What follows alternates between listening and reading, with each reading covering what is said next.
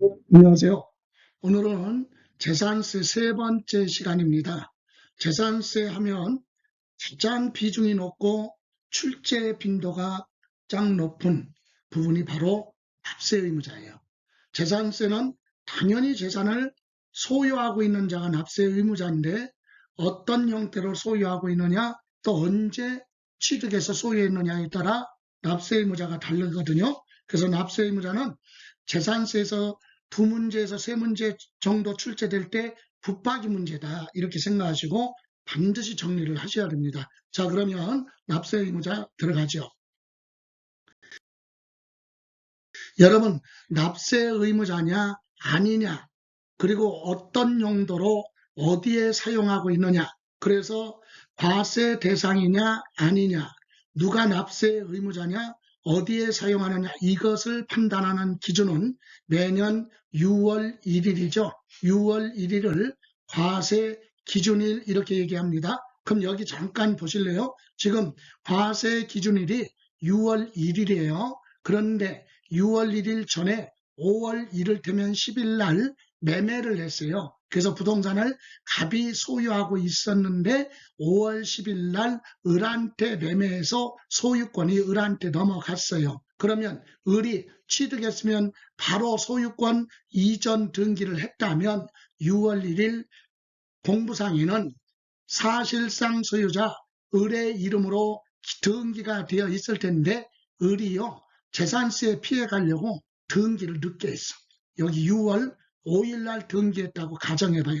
자, 그러면 정리하면 5월 10일 날 을이 취득해 놓고 6월 5일 날 등기를 했다면 6월 1일 현재는 전 소유자 갑의 이름으로 기재됐습니다. 그래서 우리는 공부할 때 을을 5월 10일 날 실제로 사용수익 처분할 수 있는 권리를 취득해서 을이 재산을 소유하고 있기 때문에 을을 뭐라고 하느냐, 사실상 소유자 이렇게 얘기하고, 사실상 소유는 했지만 자기 앞으로 등기 안 했기 때문에 6월 1일 날에는 전 소유자 갑의 이름으로 여전히 등기되어 있죠. 그래서 갑을 공부상 소유자라고 합니다. 그러면 재산세는 원래 사실상 소유자가 납세 의무자가 원칙인데 변동이 있다고 신고를 하거나 등기를 해야 되는데 등기도 안 했고 매매 사실을 신고 안 하면 시장분들은 몰라요. 그래서 6월 1일 공부상 소유자 갑한테 고지서 발부한다. 그럼 여러분이 갑이라면 억울하죠. 5월 10일 날 팔았는데 6월 1일 날 등기부상에 여러분 이름으로 되어 있다고 해서 여러분한테 고지서 날라오면 불이익을 당하는 거죠. 그래서 우리 세법에는 과세 기준일로부터 6월 15일까지를 신고기간이라고 그래. 그래서 6월 1일 전에 소유권의 변동 등이 있는데 등기를 사정이 있어서 못했다 하더라도 변동 사유를 신고하라 이렇게 6월 1일부터 6월 15일까지 신고 기간이 정해져 있거든요. 그럼 이때 누가 신고해야 돼요? 갑하고 을하고 5월 10일 날 매매를 했으니까 누가 불이익을 안 당하려면 갑이 신고해야 돼요. 뭐라고?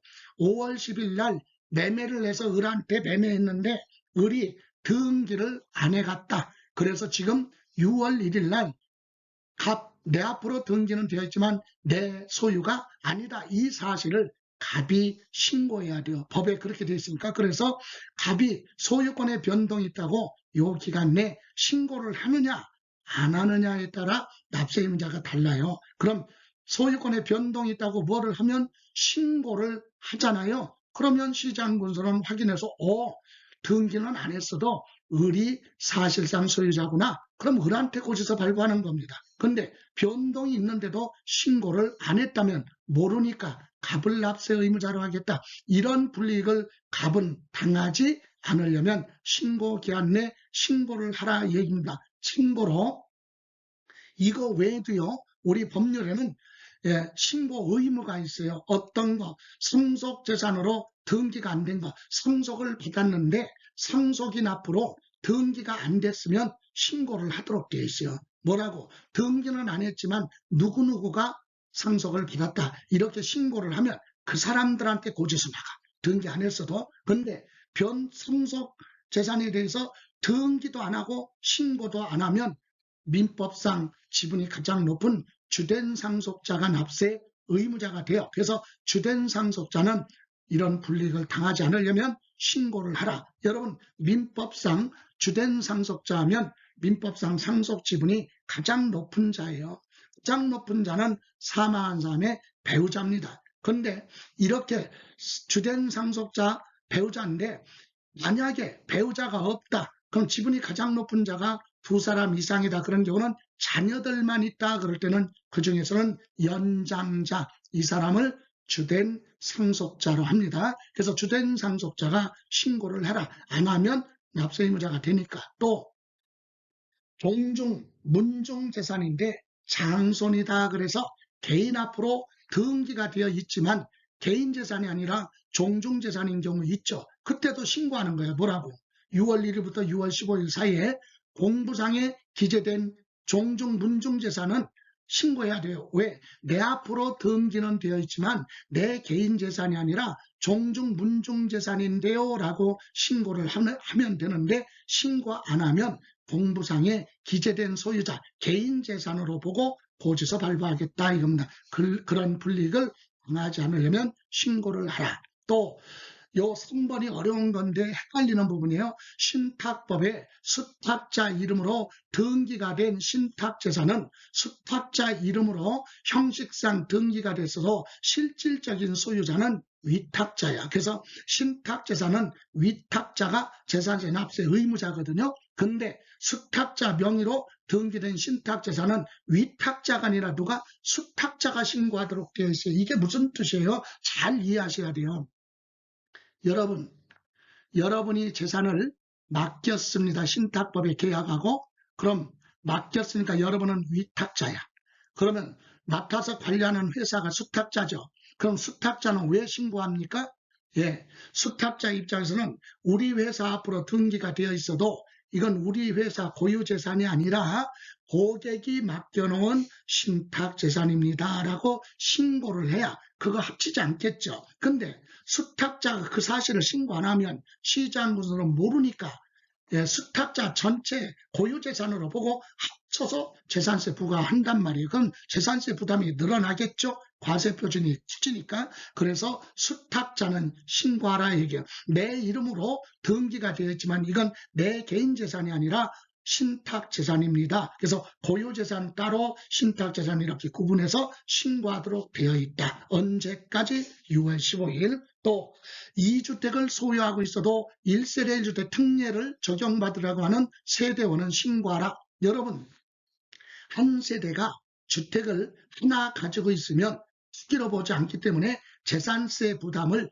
줄여줘요. 일반 다주택자에 비해서 다주택자는 1000분의 1부터 1000분의 4까지 누진세율로 되어 있는데 1세대 1주택자는 1000분의 1이 아니라 0.5가 적어요. 1000분의 0.5부터 1000분의 3.5, 33.5 이렇게 해서 0.5%가 세부담을 줄여주거든요. 그래서 우리는 주택이 2개인데 부모님을 동거 동양으로 2주택이다. 이런 건 투기가 아니기 때문에 신고를 해야 돼. 그래서 2개의 주택을 가지고 있어도 1세대 1주택으로 보고 세부담을 줄여주겠다. 그래서 세대원이 신고하라는 얘기고 공부상 현황과 사실상 현황이 다르다. 그래서 다르거나 또는 사실상 용도가 또 바뀌었다. 그런 경우는 사실상 소유자가 무엇을 하라? 신고를 하라. 이렇게 해서 신고의 의무에 대해서는 지금까지 구체적으로 물어보지는 않았지만 이제 나올 때가 됐어요.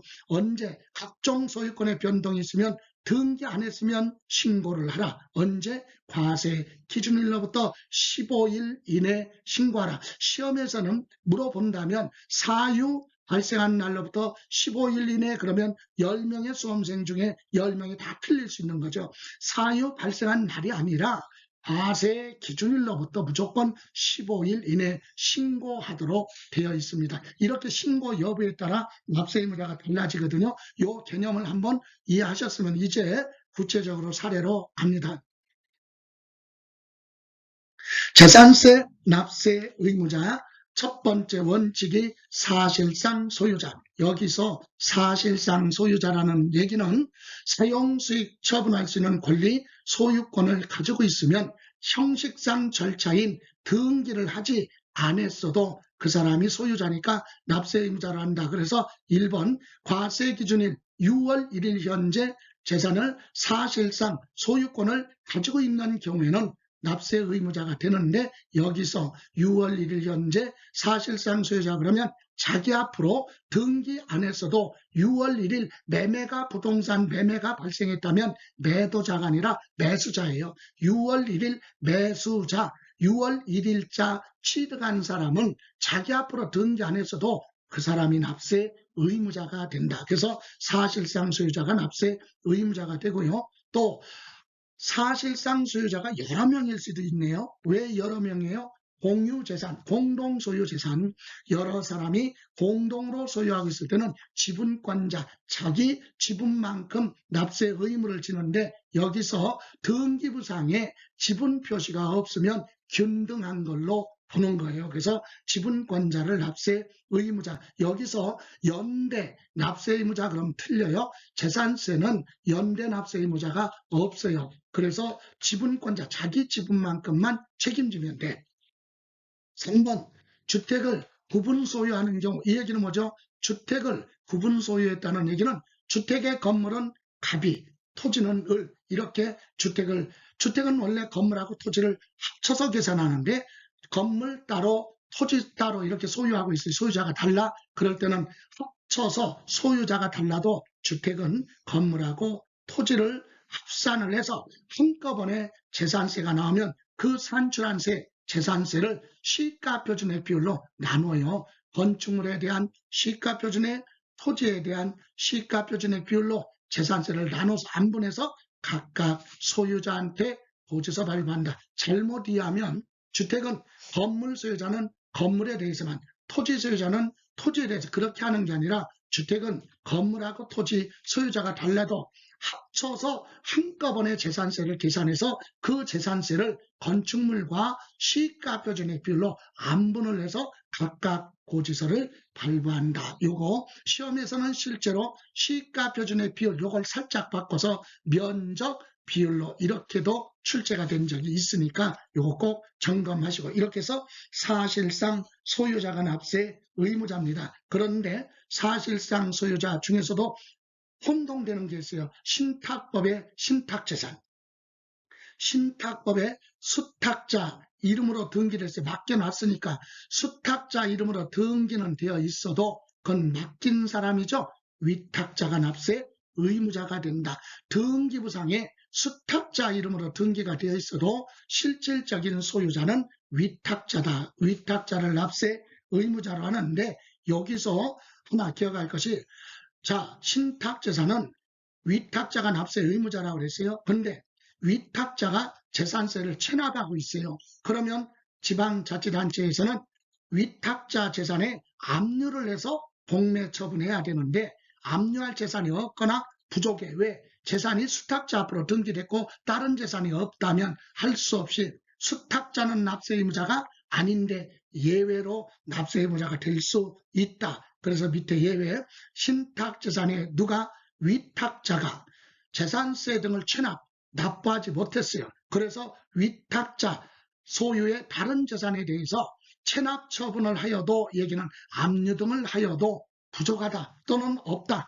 그럴 때는 신탁재산을 가지고 있는 등기가 된 수탁자는 소유자가 아니지만 그 신탁재산 가지고 있는 걸로 위탁자가 못 낸 재산세를 대신 납부할 의무가 있다라고 하는 내용입니다. 자, 이렇게 해서 재산세 납세 의무자 필수로 점검하시고요.